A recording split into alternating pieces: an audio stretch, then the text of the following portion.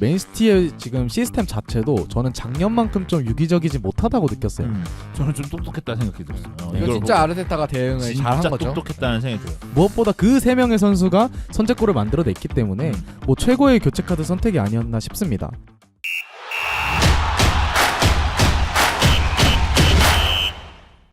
본 영상은 팟빵 해축팬에서 즐기실 수 있습니다. 맨시티 아스날 커뮤니티 실드 리뷰부터 들어가 보도록 하겠습니다. 저희가 갈 길이 멀기 때문에 빠르게 선발 라인업부터 살펴볼게요.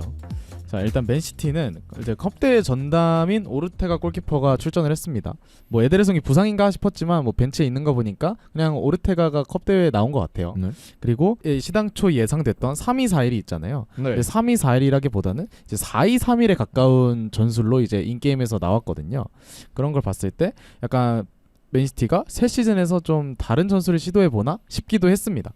근데 사실 프리시즌에 계속해서 이 백보로 나왔었기 때문에 뭔가 자연스러운 흐름이긴 했는데 그래도 시즌 들어가서도 그냥 계속 쓸 거라고는 사실 많이 예상은 못했던 것 같아요. 그쵸. 그리고 특히 이제 좀 코바치치 로드리가 이제 중원을 구성을 했고 그리고 더브라이너가 이제 부상이었잖아요. 부상이었는데 이 경기에는 벤치에 앉아서 이제 교체 출전을 하게 됐습니다. 이제 아스날을 살펴보자면 아스날은 제주스가 이제 부상 여파로 빠지게 되었어요. 그래서 약간 팬들은 여기에 뭐 트로사르 제로톱이 나올 것이다 아니면 은케티아가 나올 것이다 생각을 했는데 이제 원래 중원으로 분류되었던 하베르츠가 또 이제 첼시 시설의 향수를 불러일으키면서 제로톱으로 출전을 했고요. 그리고 파티, 라이스, 웨데고르가 중원을 구성을 했는데 아스날 역시 이제 지난 시즌으로 치면 4-1-2-3이라고 저는 생각을 했거든요.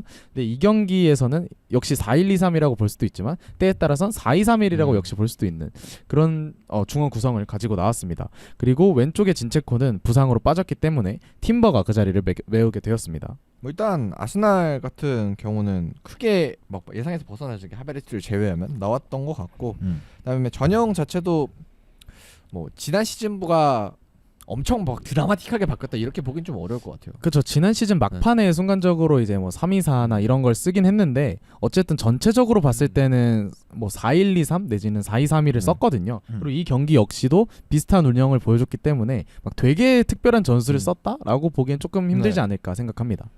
그래서 경기 내용으로 들어가자면 우선 전반전부터 좀 살펴볼게요. 전반전 초반은 이제 맨시티의 흐름이 계속해서 유지가 됐습니다. 맨시티가 전반부터 높은 점유율을 유지했거든요. 제가 찾아보니까 전반전 점유율이 64%더라고요. 높네요. 네. 근데 혼란으로의 볼 배급이 난항을 겪고 그리고 측면 특히 좌측에 그릴리시가 좀 묶이다 보니까 사실 점유율이 64%였음에도 불구하고 저희가 봤을 때 약간 맨시티가 더 잘했는데? 라고 보기엔 좀 어려웠던 것 같아요. 네, 저희가 경석이 형이랑 아까 대본을 준비하기 전에 밥을 먹고 있었는데 이번 시즌에 홀란드가 아마도 저번 시즌처럼 득점을 38, 그러니까 6골 이상 할 것이냐라고 했을 때 쉽지 않을 것이다 라는 얘기를 했었거든요. 이 부분에 대해서 왜 그렇게 얘기를 했냐면 일단은 첫 번째로는 홀란드를 막아야 되는 파해법이 어느 정도 나왔다라는 생각이 들어요. 애초에 볼 배급을 막아버리면 된다는 파해법이 나왔죠. 일단은 그렇죠. 홀란드가 뭐 밑에 내려와서 막 빌드업하고 하고 막 2대1 패스하면서 침투하고 발전하면 그게 될 수도 있겠지만 뭐 현재로서는 그렇게 하는 스타일은 아니기 때문에. 그렇죠. 뭐 실제로 그런 거에 기인해서 작년 챔스에서 뭐 리디거를 붙여놓는다던가 뭐 이런 전술이 나오기도 했었죠. 네, 그래갖고 이번 시즌에 홀란드가 아마도 36골 이상 넣기는 힘들 것이다라는 얘기를 저희는 했었는데 아마도 이 장면에서 그러니까 이번 경기에서도 이런 부분들이 아마 경기 시즌 중에 나올 가능성이 굉장히 높을 수 있고 꽤 빠른 시간 내로 알바레즈가 교체돼서 나올 수도 있을 가능성도 있다라는 저는 생각이 들었거든요. 이날 같은 경우는 이제 둘이 같이 나오게 됐는데 뭐 이 전반전 얘기를 하고 저희가 하고 있는데 전반전에서 가장 컸던 문제도 일단 홀란에게 볼 배급이 안 됐다는 거고 홀란은 또 볼 배급이 안 되면은 그냥 죽어버리는 공격수기 때문에 그리고 작년 시즌 어려웠죠 좀 공격 전개하는 게. 그리고 작년 시즌을 생각해 보면 홀란드 위주한테 가는 공들에 대한 게 있어서 예전에 저희가 이제 시즌 초반에 좀 비판했던 부분이 홀란드한테만 공이 가니까 너무 펩 전술이 단조로운 패턴인데 이런 단조로운 패턴은 언제나 읽히게 되면 그것이 어느 순간부터 막히게 된다라는 얘기를 했었거든요. 아무리 홀란드라도 물론 이제 작년에는 홀란드가 점점 팀에 녹아들면서 그런 것들이 나아졌지만 사실 이번 시즌에도 이런 식으로 운영을 하게 되면 홀란드가 볼을 받지 못하는 상황이 계속 만들어지면 아마도 홀란드가 득점을 해줄 수 있는 상황은 많이 만들어지지 않을 수 있다라는 생각이 좀 들어요.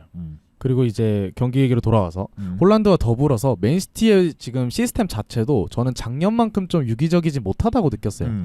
왜냐하면 일단 첫 번째 이유는 균도한 공백이 아무래도 계속해서 느껴지고 있는 것 같아요. 이날 중원이 이제 코바치치, 로드리가 3선을 구성을 했고 그 위에 알바레즈가 공미처럼 뛰었거든요. 근데 이게 어떻게 보면 사실 로드리 원볼란치에 뭐 코바치치, 알바레즈를 메짤라로 볼 수도 있잖아요. 근데 그렇게 봤을 때 어찌됐든 균도안의 대체자가 코바치치였던 건데 사실 이 경기에서 코바치치는 균도안의 역할을 제대로 수행해주지 못했죠. 일단 기본적으로 코바치치는 3선 지향적인 선수거든요. 뭐 볼을 직접 운반한다던가 아니면은 짧게 빌드업을 조립해 간다던가 이런 거는 잘하는데 이제 균도안이 잘했던 뭐 박스 타격이라던가 아니면 측면으로 빠져서 뭐 그릴리시와 연계를 해준다던가 그런 모습은 잘 못하거든요. 실제로 이 경기에서도 그런 모습이 잘 안 나왔고 그러다 보니까 좌측에 그릴리시가 죽고 이제 좌측 메짤라 쪽에 하프 스페이스를 공략을 해서 홀란드에게 배급되는 볼도 좀 적었다고 저는 생각을 해요. 한마디로 코바치치 자리에 저는 영입을 하지 않으면 이 오늘 같은 좀 공격력의 아쉬움, 홀란드에게 볼 배금의 아쉬움, 왼쪽 공격의 뭐 부재 이런 것들이 계속 이어지지 않을까 그렇게 생각하고 있습니다. 저는 개인적인 생각으로는 코바치치는 이 자리에서 아마도 펩 밑에서 배우 가르침을 받으면 제가 여태까지 레알 마드리드에서부터 시작해가지고 인테르 잠깐 있었죠. 맞죠? 네, 코바치치? 인테르에 어릴 때 있었던 것 같아요. 있었고 그리고 이때부터 제가 어렸을 때부터 코바치치를 쭉 보면서 느꼈던 점은 이 선수는 배우 가르쳐주면요 하는 선수예요. 그래서 저는 이 선수가 그 자리에서 잘 할 수 있을 거라는 생각이 들어요. 근데 지금 좀 아쉬운 부분은 너무 바로 받았어요. 균도안한테 바로 교체돼 버렸어. 사실 이거는 온지 몇 달 안 됐잖아요. 사실 저희가 얘기하는 건 펩 축구는 어려워요. 그리고 배워야 돼요. 그리고 잘하는 선수들은 이걸 배우면 더 잘해져요. 근데 아직 배울 시간이 너무 코바치치는 부족하다. 배울 시간 너무 부족하지 않나? 이게 로드리 정도의 수준이 아니면 배우기 어렵거든요. 로드리는 오자마자 잘했잖아요. 그만큼 대단한 선수였다는 걸 알 수 있는데 코바치치도 대단한 선수지만 아직 좀 더 배워야 될 것 같아. 긴도안의 롤처럼 할 수도 있겠지만 뭐 펩이 어느 정도 수정을 좀 가하면서 코바치치가 이 롤을 저는 나중에 큰 부상 없이 쭉 지내다 보면 전 잘할 수 있을 거라 같은 선수거든요. 그리고 사실 코바치치가 이 경기에서 되게 못하진 않았거든요. 그리고 3위 4위를 쓰지 않았기 때문에 온전히 균도안이 맡던 메짤라를 맡았다고 보기는 어렵기도 해요. 그래서 사실 이렇게 말하는 게 조금은 좀 가혹할 수도 있긴 한데 어찌됐든 미드필더 자리에서 코바치치가 보여준 건 좀 아쉬움이 있었다라는 얘기를 하고 싶었습니다. 네, 그래서 코바치치 좀만 더 시간을 주면 이게 지금 초반에 비판이 나올 것 같거든요. 지금 상황 보니까. 근데 좀 더 시간 주면 이 선수 잘할 선수니까 제가 너무 코바치치 빨아주는 거 아닌가라는 생각이 들긴 하는데 저도 좋아하는 선수죠. 네, 저도 좋아하는 선수라서 좀 더 기다려 봐주자 일단은. 네. 그리고 이제 왼쪽에 코바치치가 안 좋을 때 오른쪽에 예를 들어서 더브라이너가 있었으면 그나마 더 플레이메이킹이 됐을 텐데 오른쪽에 뛰었던 건 사실 알바레즈잖아요. 근데 알바레즈는 또 3선 지향적인 코바치치와 반대로 되게 전방으로 튀어나가는 자원이기 때문에 뭐 스트라이커기 때문에 이 두 명의 메짤라가 이렇게 벌어져가지고 이 사이를 메워줄 그러니까 미드필더와 공격진을 사이를 연결해줄 연결고리가 많이 아쉬웠거든요. 그 사이 포켓이 아예 비어버렸으니까. 네. 그러다 보니까 저희가 뽑는 이제 첫 번째 이유로는 아무래도 중원 구성이 있지 않았나라고 생각을 하고요. 그리고 두 번째 이유로는 아스날이 지공 수비를 워낙 잘했어요. 점유율 높은 맨시티를 상대로 수비를 잘했는데 우선 전반 초반에 이제 맨시티가 지공할 때 아스날은 중앙을 틀어막아 버립니다.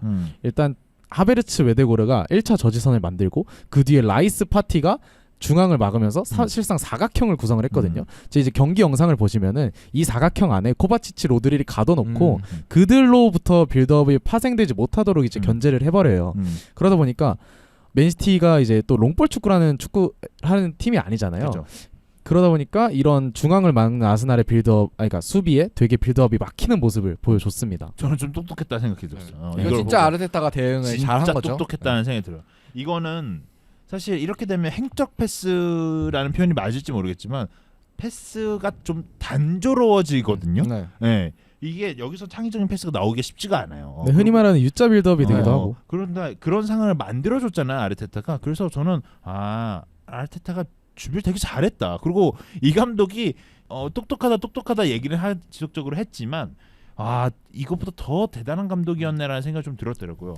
그리고 약간 아까 얘기랑 연결이 되는 건데 이렇게 사실 상대가 중원을 틀어막았을 때는 좀 측면을 파야 되는데 결국 아까 원래는 김도환이 측면을 메자르로서 열심히 파줬는데 이번 그쵸. 경기에서는 그쵸. 코바치치가 그게 안 됐기 때문에 음.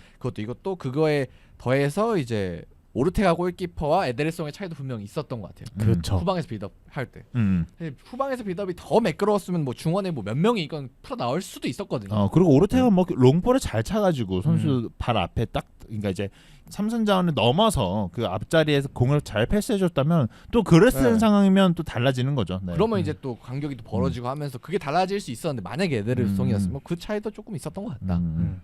여기서 이제 하나 찝어보자면 아스날 중원이 파티 라이스잖아요. 네. 정말 든든하더라고요. 네. 이렇게 보니까 피지컬적으로도 전혀 안 밀리고 뭐 키도 크고 경합도 잘하고 이런 선수들이다 보니까 중원에서의 볼 경합, 볼 다툼을 정말 잘해주다 보니까 맨시티의 중원 빌드업이 거의 풀리지 않았다 이렇게 볼 수 있을 것 같습니다. 네. 그렇게 좀 전반 초반에 정리해봤고요. 그리고 전반 중반을 넘어가서 한 30분쯤부터는 이제 아스날이 좀 공격에 나가기 시작하죠. 이제 압박으로 주도권을 가져왔다고 저는 적어놨는데 이제 아스날이 전방 압박을 할 때는 라이스가 로드리 옆에 붙어서 빌드업을 또 후방 빌드업을 방해를 해주고요. 그리고 외대구로 하베르츠가 높게 튀어나가면서 사실상 오르테가까지 압박을 해줬거든요. 그러다 보니까 이제 한 30분 지나다 보니까 여기에서 볼을 뺏기기 시작해요. 그러니까 이제 맨시티한테 주도권을 가져오고 점유율을 높여가고 오히려 점유율이 낮았음에도 더 위협적인 찬스를 만드는 데 성공을 했죠. 근데 이제 아스날 입장에서 아쉬운 건 좀 결정력 부재로 득점을 기록하지 못했다는 거.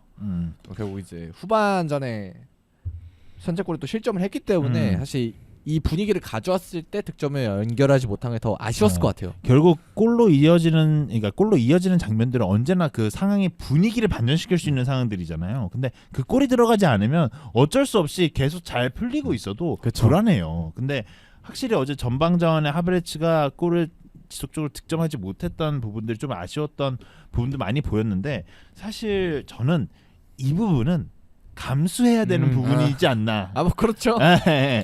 감수해야 되는 지금 부분이다. 땜빵이니까. 저희도 이제 하베르츠를 톱에도 쓸 수 있다라는 말을 했을 때 뭐 옆 측면으로 빠져주고 연계해주고 이런 거 잘할 거다. 근데 골은 기대할 수 없다. 이런 얘기를 했거든요. 그런 점을 봤을 때 이건 예견된 미래 아니었나 사실.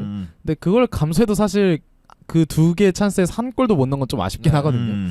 그런 거를 봤을 때 어쨌든 전반전만 놓고 봤을 때 아스날이 나름의 전략을 가지고 경기를 잘 풀어갔다 정도로 정리할 수 있을 것 같습니다.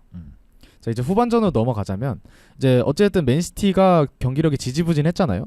그래서 이제 펩 감독이 교체 카드를 통해서 좀 분위기를 반전하려는 시도를 가져갔습니다. 우선 58분에 그릴리시와 포든을 교체해주고요. 그리고 64분에 홀란드와 코바치치를 동시에 빼고 콜팔머와 더브라이너를 투입을 시켜줍니다. 이를 통해서 알바레즈가 최전방으로 올라가고요. 그리고 2선에 포든, 덕배, 팔머가 구성이 되고 그리고 실바가 원래 측면에 있다가 3선으로 내려와주는 그런 모습을 보여줬습니다. 근데 저희가 아까 말씀드렸듯이 중원 구성의 아쉬움으로 공격이 안 풀렸다고 말씀드렸잖아요. 근데 여기서 이제 더브라이너가 들어가니까 거기가 풀리더라고요. 그래서 어쨌든 폼이 완전치 않은 더브라이너라도 여기에 투입되자마자 게임 체인저 역할을 수행을 해주는구나 이런 걸 알 수 있었던 것 같습니다. 결국 케빈 데브라는 선수의 그 신도림 축구 조기 축구의 선수가 개인 능력이 이게 어마어마하다. 네. 그러니까 이렇게 좋은 선수들을 앞두고 있음에도 불구하고 앞에 두고도 이런 플레이들을 할 수 있다는 걸 볼 때마다 이 선수가 클래스가 좀 다른 선수구나. 역시 프리미어 리그 내에서는 굉장히 뛰어난 선수구나라는 것을 너무나도 잘 알 수 있었던 경기죠. 그쵸. 그리고 더불어서 뭐 그릴리시와 실바가 측면에 좀 고립돼 있던 문제가 있었는데 포든과 팔머가 이제 충분히 스위칭을 해주면서 측면 공격에서도 조금 더 활력을 얻을 수 있었고 무엇보다 그 세 명의 선수가 선제골을 만들어냈기 때문에 뭐 최고의 교체 카드 선택이 아니었나 싶습니다. 뭐 일단은 팔머 같은 경우도 유망주 선수고 확실한 뭐 자리를 잡은 상태는 아니었는데 뭐 골 잘 넣었잖아요. 가마차기. 그죠.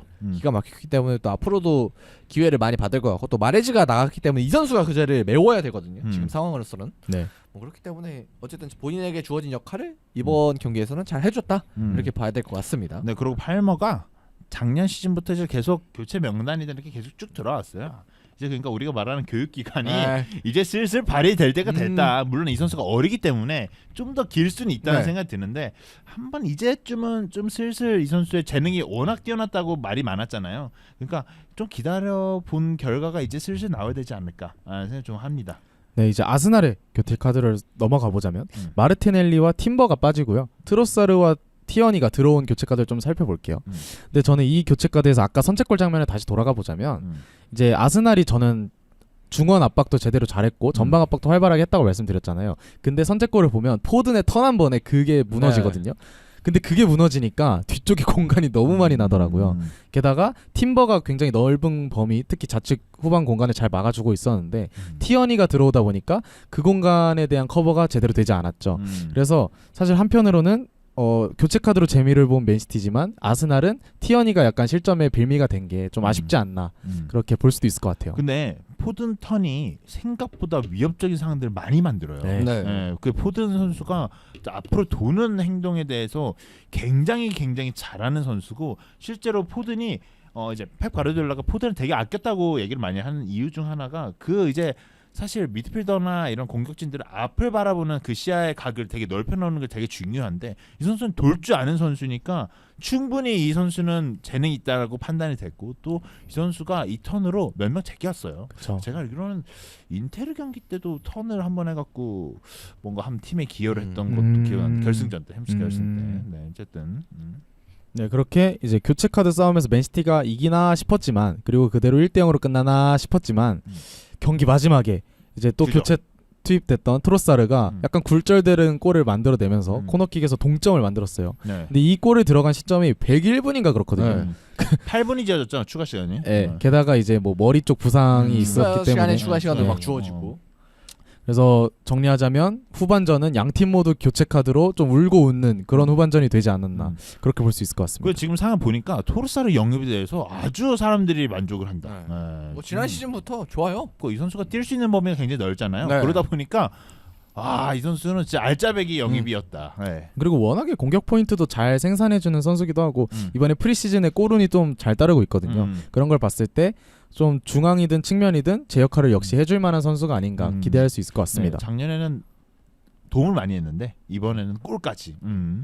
그리고 마지막으로 이제 승부차기 얘기를 짧게 해보자면 사실 승부차기까지 갔을 때 약간 좀 분위기가 쎄하긴 했어요. 왜냐면 아스날이 마지막에 그렇게 넣고 분위기가 확 올라온 상태에서 승부차기를 가다 보니까 조금 기세를 타지 않을까 싶었는데 아니나 다를까 좀 첫 번째 키커였던 덕배부터 골대를 맞추면서 좀 무기력하게 생각보다 패배를 하게 됐죠. 축구 어렵네. 진짜 이게 딱 어려운 것 같아 맨시티에서. 어쨌든 전반전에 잘 안 풀렸고 그걸 극복해내고 후반전에 선제골을 만들어냈는데 100분에 먹히고 승부차기에서 지면 진짜 약간 당하는 입장에서는 조금 억울한 마음이 들었을 그쵸. 수도 있을 것 같아요. 그렇죠. 네. 득점 장면도 사실 좀 운이 따랐잖아요. 아스날한테. 근데 사실 저는 그 로드리가 찬 스무차기 킥 있잖아요. 네네. 그거 너무 못 차가지고 너무 사실 밋밋했죠, 로드리 선수 좀. 치고는. 그건 네. 그렇죠. 그래갖고 야 이거는 맨시티가 물론 막판에 골을 먹히긴 했다만 이 수부차기 이렇게 차면 안 되거든요. 아니 그 덕배는 뭐 좋은 연습한 거라고 생각해야죠. 네. 그래가지고 로드리처럼 찼으면 질만하네라는 생각이 저는 그게 들더라고 보면서 야 어떻게 저렇게 차냐 이러고. 그래서 어쨌든 맨시티와 아스날이 되게 팽팽한 경기를 펼쳤었는데 결국 승패를 가는 거는 순간의 집중력이었던 것 같습니다. 이게 사실 아스날이 이렇게 풀전력 대 풀전력으로 맞섰을 때 맨시티한테 되게 약했거든요. 네. 당연하죠. 지난 네. 시즌에 뭐 우승을 거의 결정짓는 싶었던 결국 돌아보면 이제 맞대결에서도 일단 졌기 때문에. 그러니까 저희가 작년에도 얘기했던 게 뭐냐면 사실 전력상 비교하고 같은 개의 전술을 구사하면 사실 전력이 강한 팀이 우승 수밖에 없어요. 대부분 경기들이 다 그런 식으로 흘러가서 아스날한테 변화를 줘야 된다라는 얘기를 했거든요. 특히 그렇죠. 2월달에 펼쳐진 두 팀 맞대결이었던 걸로 기억을 하는데 2월달에 펼쳐진 두 팀의 맞대결도 아르테타가 똑같이 승부수를 던지더라고요. 근데 사실 그게 옳은 선택이었냐라고 했을 때 저희는 아니라 했거든요. 물론 이 시즌 전체를 봤을 땐 이렇게 승부를 보고 싶은 아르테타의 마음은 이해가 되지만 정말 우승을 하고 싶었다라면 두 줄 수비 했어야지. 두 줄 수비 했어야지. 우승을 원했다라면. 오히려 맨시티가 그때는 약간 선수비 효역습처럼 실리적인 운영을 네. 했고요. 어쨌든 뭐 두 팀은 사실 되게 색깔이 비슷한 팀이에요.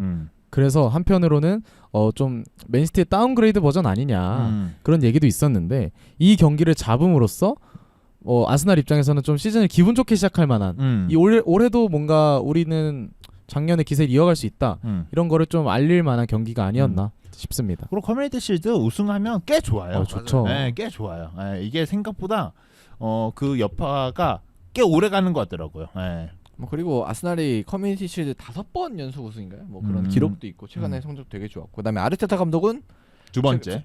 두 번째 커뮤니티 실드에다가 또 웸블리에서 선수 포함해서 12번 경기를 했는데 한 번도 안 졌다 그러더라고요. 오, 대단하시네.